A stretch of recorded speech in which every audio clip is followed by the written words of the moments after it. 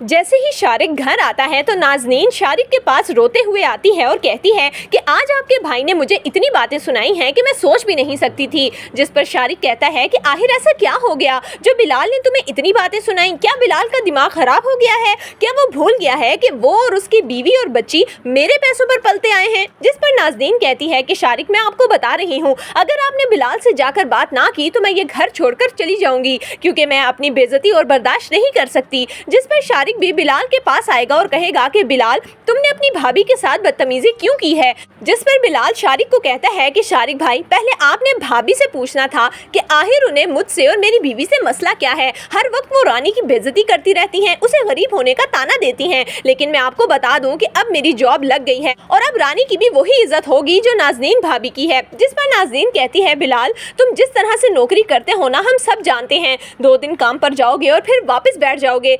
मेरा शोहर भी तुम लोगों को कमा कर खिलाता है, तो जो भी कमा कर लाए उसकी बीवी राज करती है, काम नहीं करती। जिस पर बिलाल कहता है कि अगर ऐसी बात है तो ठीक है, आप देखिएगा कि मैं ये नौकरी करके भी दिखाऊंगा और अपनी बीवी के सारे नाज नखरे भी उठाऊंगा। आज के बाद रानी भी वही हैसियत रखती है जो आपके इस घर में है। ये सुनकर शारिक भी हैरान हो जाता है और नाज़नीन को कहता है कि चलो तुम कमरे में, मैं तुमसे कमरे में बात करता हूँ। रानी तो बिलाल का ये रवैया देखकर बहुत ज्यादा खुश हो जाती है। आखिरकार बिलाल को अपनी जिम्मेदारी का एहसास हो गया है और वो रानी और अपनी बच्ची के लिए मेहनत और मुशक्कत करने लगा है। जबकि दूसरी तरफ शहीर साहब ने अपनी बेटी आफिया को अपने ऑफिस में इतना मसरूफ कर लिया है कि वो अहमर के लिए भी टाइम नहीं निकाल पा रही। जैसे ही आफिया अहमर को कॉल पर बताती है कि वो उसे आकर पिक कर ले क्योंकि वो फ्री हो गई है, तो अहमर के ऑफिस पहुंचने से पहले ही शहीर साहब आफिया को ऑफिस के किसी और काम में बिजी कर देते हैं। अहमर काफी देर आफिया का इंतजार करता रहता है, लेकिन आफिया बाहर नहीं आती। तभी शहीर बाहर आकर कहता है कि अहमर, तुम अभी तक यहाँ पर क्या कर रहे हो?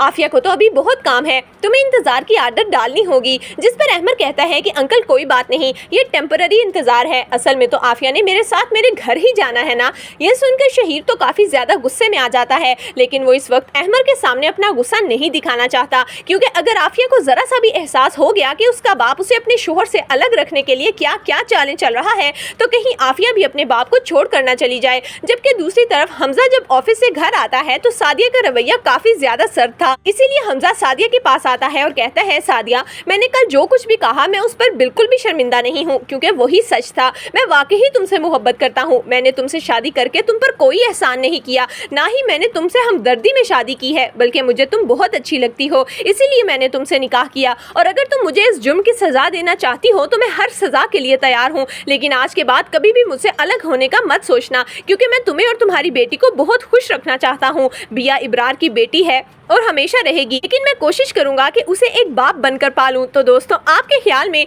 क्या आफिया अपने बाप की चाल को समझ पाएगी? आपकी इस बारे में क्या राय है? हमें कमेंट्स में जरूर दीजिएगा।